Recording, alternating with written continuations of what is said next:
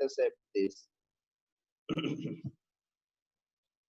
देखें हमारी लाइन और ये जो गिवन लाइन है ये आपस में दोनों परपेंडिकुलर है।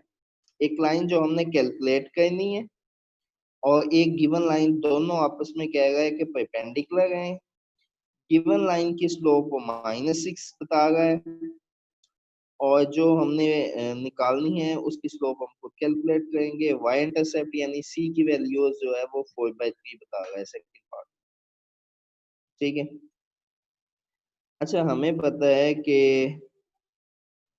जो हमारे पास अगर दो लाइंस परपेंडिकुलर हैं तो उनकी स्लोप का प्रोडक्ट -1 के इक्वल होता है। ये अभी हमने पढ़ा है कि m1 मल्टीप्लाई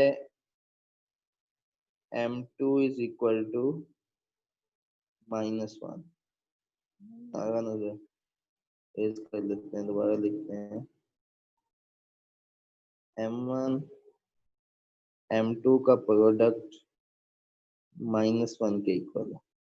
तो यहाँ से अगर हम m1 की वैल्यूज निकालें वो क्या आ जाएगा, -1/m2। ठीक है, m2 की वैल्यूज आ जाएगी। इसका मतलब है कि एक की स्लोप का रेसिप्रोकल करके -1 से मल्टीप्लाई करें तो दूसरे की स्लोप आ जाती है परपेंडिकुलर की केस, क्योंकि प्रोडक्ट माइनस के इक्वल है। एक m उधर जाके डिवाइड हो जाएगा, m1 आ जाएगा -1/m2। ठीक है। अगर इसकी स्लोप का रेसिप्रोकल करते हैं और -1 से मल्टीप्लाई भी करते हैं तो दूसरी लाइन की स्लोप आ जाएगी। अब गिवन लाइन की स्लोप है -6, इसको रेसिप्रोकल करेंगे तो 1/6 हो जाएगा। साथ -1 से मल्टीप्लाई करेंगे तो माइनस भी खत्म हो जाएगा। तो ये m आ गया 1/6। y इंटरसेप्ट जो c है वो हमारे पास दिया हुआ है 4/3। तो रिक्वायर्ड लाइन क्या बनेगी हमारे पास, y is equal to mx plus c। यहाँ m की वैल्यू 1/6 पुट करती है और c की वैल्यू 4/3 पुट करती है। यहाँ 6 से मल्टीप्लाई करेंगे तो इक्वेशन आ जाएगी। ठीक है। नो नेक्स्ट पे आते हैं।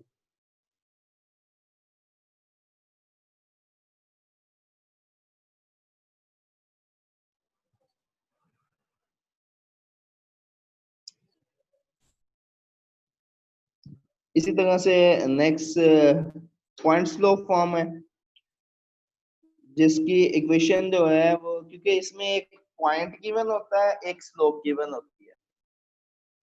स्लोप का मतलब है आपको m की वैल्यूज गिवन होगी और पॉइंट का मतलब है आपको एक पॉइंट के कोऑर्डिनेट्स यानी x1 y1 की वैल्यूज गिवन होगी। ठीक है।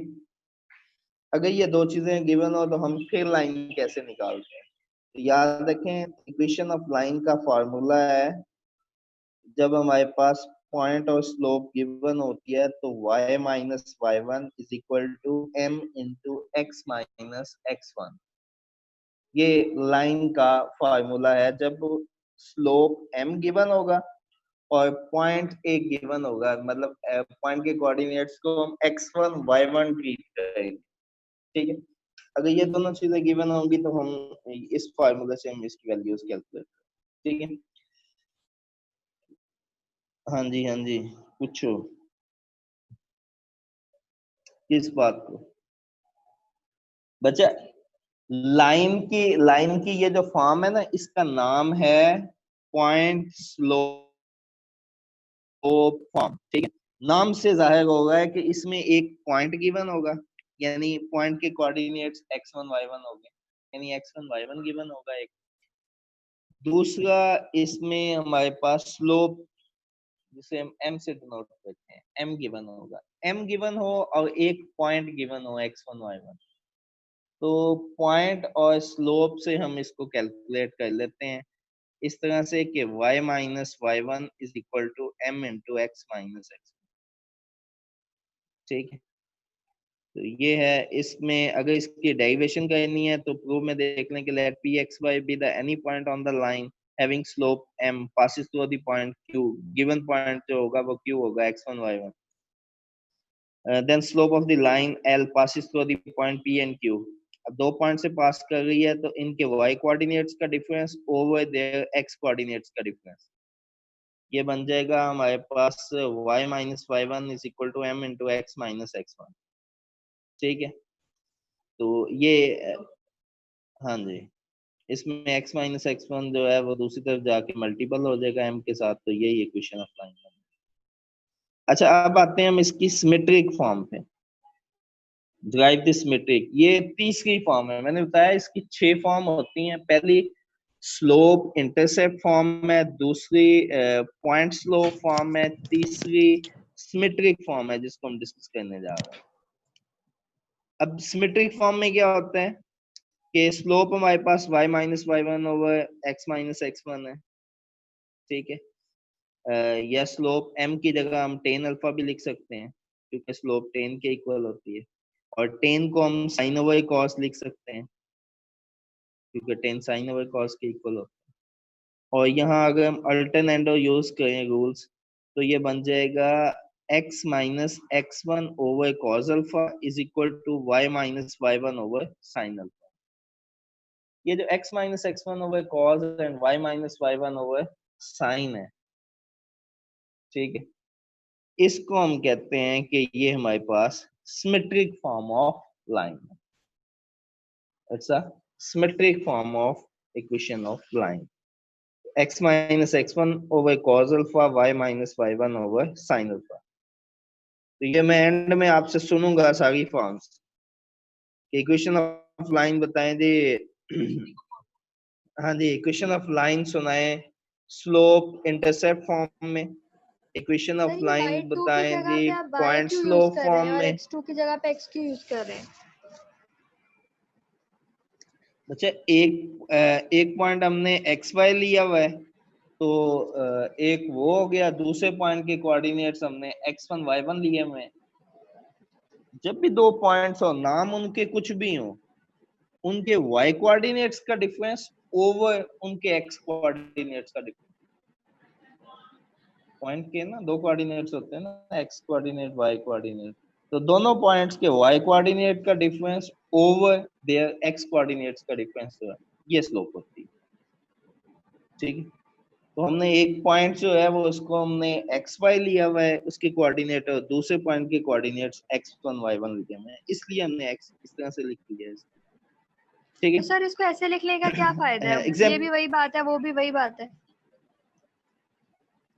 बच्चा ये फॉर्म्स फॉर्म्स कहते हैं डिफरेंट शेप्स को, ऐसे है तो लाइन, उसकी इक्वेशन भी वही होगी, अब उसकी कुछ शक्लें हैं, 6 डिफरेंट फॉर्म्स हैं, 6 डिफरेंट शेप्स में उसकी इक्वेशन को लिखा जा सकता है, हम उन्हीं को, ये एक दूसरे से ही निकलेंगी सारी। सर आवाज ही नहीं आ रही।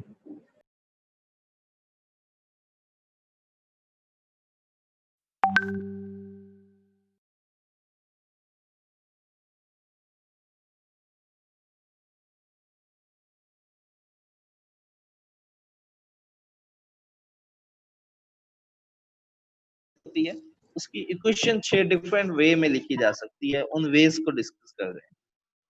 ठीक है, तो एग्जांपल 2 देख लेते हैं। Write down the equation of a straight line passes through the point 5 1 and parallel to the line passes through the points. जी हमारे पास क्वेश्चन में कहता है कि एक इक्वेशन बताएं स्ट्रेट लाइन की जो 5 1 पॉइंट में से पास करती हो, यानी ये 5 1 पॉइंट जो है ये लाइन पे लाई करता है। एक चीज क्लियर होगी, यानी लाइन पे एक पॉइंट लाई करता है जिसके कोऑर्डिनेट्स हमें दिया हुआ है। सर हमारा नेक्स्ट लेक्चर स्टार्ट हो गया है, कितने पे होता है? 1 बजे, बस मैं 1 मिनट में इसको वाइंड अप कर रहा हूँ।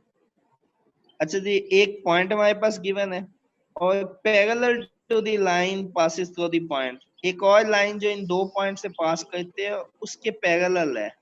आवाज आ रही है?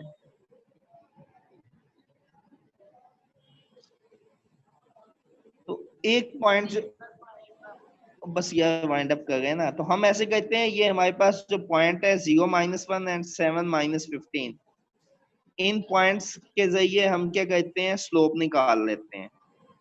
वही निकाली हुई है।